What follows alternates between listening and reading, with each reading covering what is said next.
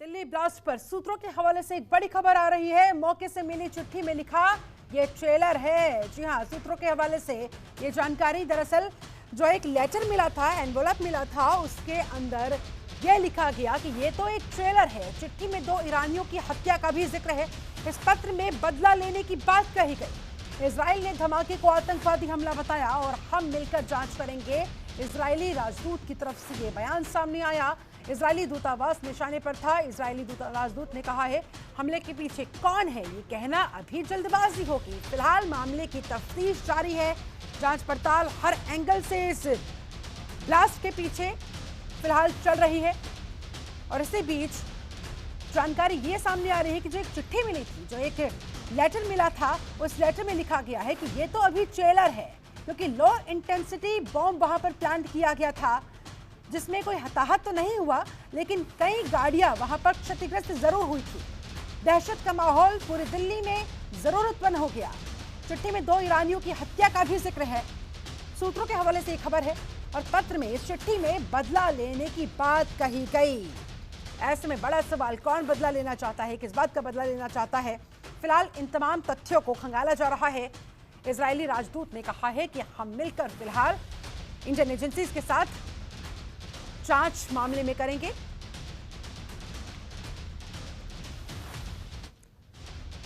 और इस मामले पर और ज्यादा बातचीत करने के लिए सीधे रुख करेंगे पूर्व राजदूत जेके त्रिपाठी का। त्रिपाठी साहब, बहुत बहुत स्वागत है आपका जनतंत्र टीवी में। आपसे इसी चिट्ठी पर और इस चिट्ठी में जो जिक्र किया गया है, जिस तरफ इशारा किया गया है, वो जानना चाहूंगी। क्या लग रहा है फिलहाल? हालांकि काफी शुरुआती दौर में जांच पड़ताल अभी चल रही है, लेकिन किस तरफ और किस जगह पर, किन लोगों की तरफ ये निशाना, ये इशारा? देखिए, शुरू में तो ये समझा जा रहा था कि ये शायद किसी पैलेस्टीनियन टेररिस्ट ऑर्गेनाइजेशन या हमास सपोर्टेड ग्रुप की कारस्तानी होगी। हाँ। लेकिन अब जो चिट्ठी मिली है उसमें जो लिखा है कि 2 ईरानियन की मौत का बदला लिया जाएगा, तो इससे अब ठीक है, माफ शक की कीजिएगा सुई जेके त्रिपाठी जी, ईरान। माफी चाहूंगी, आपको मैं यहाँ पर रोक रही हूँ इस समय। इजराइल के राजदूत ने क्या कुछ कहा है, वो एक बार दर्शकों को सुनवा देते हैं। And of course, said as usually we say between friends, they will do whatever is needed, and we have full trust in the Indian authorities that will take any measures that are needed, first to protect the Israeli representatives that are here in India, and second, to conclude this investigation and finding those that are responsible for that. But we have just, when we are talking, I have learned that the envelope is found near the embassy yesterday, and something is written on that. Can you share something with us on that, or is it for the matter of investigation? Well, I cannot share now. The investigation is ongoing, so we cannot share any this or other details.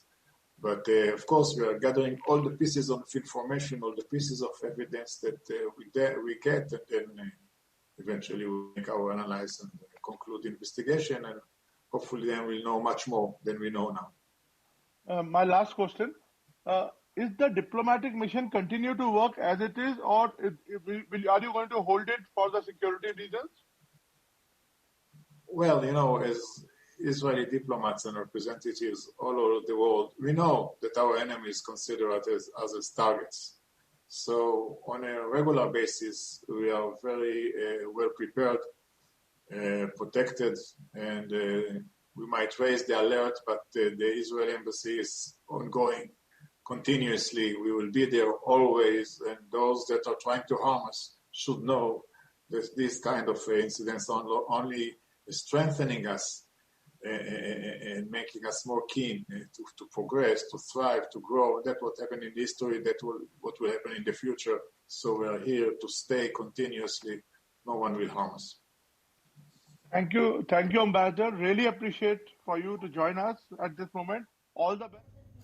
तो आपने अभी सुना Israeli राजदूत का, उन्होंने साफ कहा है कि फिलहाल ये शुरुआती तौर पर जांच पड़ताल है। कुछ भी कहना, किसी पर भी इल्जाम लगाना, आरोप लगाना काफी जल्दबाजी होगी। हमें इंतजार करना होगा इन्वेस्टिगेशन का, थोड़ा और आगे बढ़ने का, तमाम तथ्यों के निकलने का, उसके बाद ही कुछ कहा जा सकता है। हमारे साथ लगातार खास मेहमान जुड़े हुए हैं, पूर्व राजदूत जेके त्रिपाठी। त्रिपाठी जी, पूरी कीजिए अपनी बात। मैं ये कह रहा हूं कि अब चूंकि उस चिट्ठी में ये लिखा हुआ है, जैसा कि आप बता रही हैं, कि 2 इरानियंस की मौत का बदला लिया जाएगा। हाँ। तो इसका मतलब कि इरानियंस की मौत का बदला कौन ले सकता है? ईरानी ले सकते हैं। तो अब ये शक की सुई नेशनल सिक्योरिटी गार्ड्स जो है, जो Iranian revolutionary council, sorry IRC पे की ओर जाती है, क्योंकि ईरान के साथ इजराइल के संबंध शुरू से बहुत खराब रहे हैं जब से ईरान में मुस्लिम क्रांति हुई थी। और आपको ये भी बता दें कि ईरान ने इजराइल पर ही आरोप लगाया था कि इजराइल ने झूठे मूठे दस्तावेज दे करके और इंफॉर्मेशन दे करके ट्रंप को ये कहा था कि जो न्यूक्लियर डील ईरान के साथ हुई है उसको नष्ट कर दिया जाए, क्योंकि ईरान न्यूक्लियर बम बना रहा है जी। तो ये इसी चीज के बाद देखिए ट्रंप का ईरान के साथ संबंध विच्छेद शुरू हुआ और ईरान पे सैंक्शंस वगैरह लगे, तो ईरान इससे तो तकलीफ में है ही। तो ये हो सकता है अनलेस कि किसी और ने ये सोचा हो कि ये बम ब्लास्ट करके और मैं आपसे जानना चाह रही हूँ त्रिपाठी जी कि हिंदुस्तान के अंदर इजरायली दूतावास के बिल्कुल बगल में एक बॉम्ब ब्लास्ट इम्प्लांट किया जाता है, बॉम्ब ब्लास्ट करवा दिया जाता है वहां पर, वो भी लो इंटेंसिटी का। यानी कि जाहिर तौर पर कल से ही इस तरह की खबरें सामने आ रही थी कि यहाँ पर दरअसल कोई बहुत मास लेवल पर नुकसान पहुंचाने की कोशिश नहीं थी, बल्कि एक संदेश पहुंचाने की कोशिश थी। और जिस चिट्ठी का आज जिक्र किया जा रहा है उसमें भी यही लिखा हुआ है कि ये तो अभी ट्रेलर है। यानी कि क्या ट्रेलर अभी समझा जाए? क्या ये लोग अभी करवाना चाहते हैं कि वो होने के बाद फिर आगे की फिल्म शुरू होगी? देखिए, मेरे ख्याल से सिर्फ ये धमकी है, क्योंकि वो लोग भी जानते हैं कि इजरायली सिक्योरिटी एजेंसीज मेरे ख्याल से दुनिया की सबसे ज्यादा एफिशिएंट एजेंसीज हैं। और ये भी निश्चित मानिए कि इजरायली सिक्योरिटी एजेंसी के लोग इजरायली एम्बेसी में भी होंगे एम्बेसी की सुरक्षा के लिए। तो अब हमारी सुरक्षा एजेंसियां और इजराइल की सुरक्षा एजेंसियां मिलकर के माफी के साथ आपको एक बार फिर से रोकना चाहूंगी। इस बीच एक बड़ी खबर आ रही है।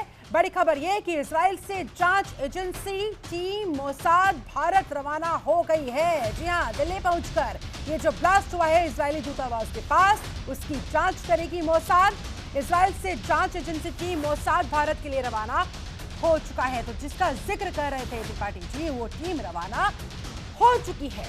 त्रिपाठी साहब, और भारतीय सुरक्षा एजेंसियां मिलकर के इस चीज का पर्दाफाश कर देंगे कि इसको किसने किया था। जिसने भी किया था उसने टाइमिंग बहुत सोच समझ के वो की थी। तैयारियां पहले से मुझे लगता थी, टाइमिंग ये सोच समझ के थी कि दिल्ली की पुलिस और दिल्ली का लॉ एंड ऑर्डर दस्ता जो है वो किसान आंदोलन में व्यस्त रहेगा। ऐसे मौके पे हम एक संदेश वहां पर लो इंटेंसिटी का ब्लास्ट करके दे दें, तो वही किया गया। लेकिन मुझे नहीं लगता कि इसके आगे उनमें कुछ और करने की हिम्मत होगी, क्योंकि इजराइल का खुफिया तंत्र, जैसे मैंने कहा, दुनिया का सबसे अच्छा खुफिया तंत्र है। और उनके चलते कोई ऐसा नहीं कर पाएगा। और इस चिट्ठी में जिन 2 ईरानियों की हत्या का जिक्र है उनमें एक है कासिम सुलेमानी और एक परमाणु वैज्ञानिक की हत्या का जिक्र है। ऐसे में ये लोग क्या करना चाह रहे हैं, किस मंशा के साथ अब ये आगे बढ़ेंगे और आखिरकार इन तक फिर कैसे पहुंचा जाएगा? हालांकि जांच एजेंसियां लगातार जुटी हुई है, तमाम तथ्यों को खंगाल रही है, हर एंगल से फिलहाल मामले की जांच चल रही है, लेकिन फिलहाल किस तरह की संभावनाएं नजर आ रही है, आगे क्या हो सकता है? देखिए आगे तो ये है कि अभी तो जांच एजेंसियां जो काम कर रही हैं, वहाँ CCTV कैमरे लगे हुए हैं डिप्लोमेटिक एरिया में, उनसे खंगालेंगे कि क्या मिलेगा और टाइमिंग्स देखेंगे, किस कार का क्या रजिस्ट्रेशन नंबर है जो उधर से गुजरी या मोटरसाइकिल। तो उस सबसे वो थोड़ा सा जीरो इन होंगी। लेकिन बड़ी चीज ये है कि इससे ये हो सकता है कि इजराइल का ईरान के प्रति रुख और आक्रामक हो जाए। इजराइल हमेशा कहता रहा है कि ईरान जो है वो नासूर है दुनिया का और उसे हटाना है। यानी कि आतंकी हमला ईरान की तरफ से अंजाम दिया गया। फिलहाल इस तरह के आरोप भी इजराइल की तरफ से हो सकता है कि ईरान की तरफ से, ज्यादा संभावना यही है कि ईरान की तरफ से ये हमला अंजाम दिया गया हो, अनलेस कि किसी ने प्लांटेड वे में ये किया हो कि हम इसको करते हैं और ईरान के माथे ठीक राइस का फोड़ देते हैं। उसकी संभावना कम लगती है, क्योंकि ये पैलेस्टीन की बात तो हो नहीं सकती। वैसे तो मैं पहले मानना था कि हमास ने पैलेस्टीन के उन्होंने किया होगा, लेकिन चूंकि उसमें ईरान का नाम स्पष्ट है ईरान के 2 लोगों का, इसलिए मुझे IRA पे वो IRG पे मुझे संदेह होता है, इरानियन रिवॉल्यूशनरी गार्ड्स पे। ठीक है, ठीक है, ठीक है, ठीक है, आप हमारे साथ बने रहे। जेके त्रिपाठी जी हमारे साथ इस समय retired major general AK Chaturvedi भी जुड़ चुके हैं। चतुर्वेदी जी, बहुत बहुत स्वागत है आपका जनतंत्र टीवी में। इजराइल राजदूत जो वहां पर हमला हुआ दिल्ली के अंदर, जिस तरह से वहां पर एक चिट्ठी भी छोड़ी गई, जिस तरह से वहां पर ये low intensity IG bomb blast करवाया गया, इम्प्लांट करवाया गया, आप इसे किस तरह से देख रही हैं, किस तरफ इसका इशारा आप समझ रही हैं, और जिस ट्रेलर की बात कही जा रही है आपके मुताबिक, आपके एनालिसिस के मुताबिक वो क्या कहता है? देखिए, ऐसा है, ये जो है, ये मेरा ख्याल है कि ये वार्निंग शॉट जिसको हमारे भाषा में बोलते हैं, हाँ? एक तरह से वार्निंग शॉट है, क्योंकि चाहते तो वो इससे बड़ा भी धमाका कर सकते थे, जिसने भी किया है, क्योंकि आजकल जो क्वालिटी ऑफ एक्सप्लोसिव है वो छोटे एक्सप्लोसिव से भी बड़ा धमाका हो सकता है। हाँ। लेकिन क्योंकि ये जो धमाका हुआ ये वार्निंग शॉट है, एंड जैसा कि मुझे क्या लगता है कि जो ईरान और इजराइल की जो लड़ाई चल रही है, बिकॉज पिछले साल 2 मेजर इंसिडेंट्स हुए हैं। एक हुआ है कासिम मोहसिन, जनरल कासिम मोहसिन को उन्होंने एक मिसाइल से, अमेरिकन मिसाइल से मरे थे, और सॉरी जनरल कासिम, और दूसरा कासिम सुलेमानी, और दूसरा मोहसिन फर्खीज़ादा जो उनका साइंटिस्ट है, न्यूक्लियर साइंटिस्ट, उनको मारा गया है। तो ये एक तरह से ये इजराइल और ईरान की लड़ाई का है, और इन्होंने जो समय चुना है उसके 2 कारण हैं। एक तो ये कि 29 को ही हमारे जो डिप्लोमेटिक रिलेशंस फाइनली हुए थे इजराइल के साथ, और दूसरा क्योंकि उनको भी मालूम है कि आज बीटिंग रिट्रीट हो रही है, तो ज्यादातर लोग बिजी होंगे उसमें, तो उसमें थोड़ा सा रिएक्शन थोड़ा स्लो हो सकता है। लेकिन I think they have choose, इसीलिए आज से वो 29 का कनेक्शन अब सामने आ रहा है, और 5:05 पर ये बॉम्ब ब्लास्ट करना, इसके पीछे क्या लग रहा है? एग्जैक्ट यही टाइम चुनना? जी, ये जो बॉम्ब ब्लास्ट किया गया है 5 बजे, वो उसका कारण यही है कि इस वक्त बीटिंग रिट्रीट हो रही है। प्रेसिडेंट वगैरह की वजह से पूरी सिक्योरिटी अरेंजमेंट्स जो हैं वो बिजी हैं, तो उनको लगा कि शायद पता नहीं चल पाएगा, लेकिन इसमें ये बहुत जल्दी पता चल गया और ये छोड़े नहीं जाएंगे। इसमें मुझे क्या लगता है कि जो ईरान के बहुत सारे लोग, जो वीजा बहुत इजी है, क्योंकि ईरान से हमारे बहुत अच्छे रिलेशंस हैं, और जबकि वो उनके साथ, और कभी वो ईरानियों ने भारतीयों के खिलाफ कोई खास कार्रवाई कभी नहीं की। ठीक है, इसलिए ये जो चल रहा है ये पूरा का पूरा ये रिफ्लेक्शन है कि हम लोगों को वीजा रिजीम थोड़ी सी और सुधारने की जरूरत है। ठीक है, और इसको बहुत देखने की जरूरत है। हमारा जो सर्वेलेंस सिस्टम है और इम्प्रूव होने की बहुत जरूरत है। ठीक है। और त्रिपाठी जी 2012 में भी कुछ इसी तरह का जब हमला अंजाम दिया गया था, मैग्नेटिक बॉम्ब ब्लास्ट उस समय जो किया गया था, तब भी मोसाद आई थी, तब भी जब जांच पड़ताल में तथ्य निकलकर सामने आए थे, तमाम एंगल से जब मामला खंगाला गया था, तो ये निकलकर सामने आया था फैक्ट कि भाई बहुत बड़े स्तर पर इंटरनेशनल साजिश है। और क्या इस बार भी कुछ ऐसा ही होता हुआ, उसी तरफ इशारा जाता हुआ?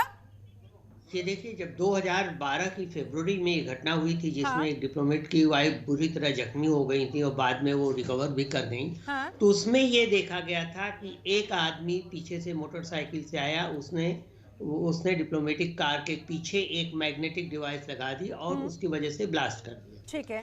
ऐसे ही ये वही नहीं, 1-2 जगह और भी हुआ था उसी दिन, 1-2 जगह 1-2 और देशों में हुआ था ऐसा ही, इजरायली दूतावास की कार के साथ। तो ये माना जा रहा था कि ये एक चेन क्रिएट करने की कोशिश है कि एक ही दिन में सारे बम ब्लास्ट किए जाएं। यहाँ पर मुझे नहीं लगता कि उन्होंने वार्निंग करने की या वार्निंग शॉट करने की उनको क्या जरूरत थी, वो शायद बड़ा भी कर सकते थे।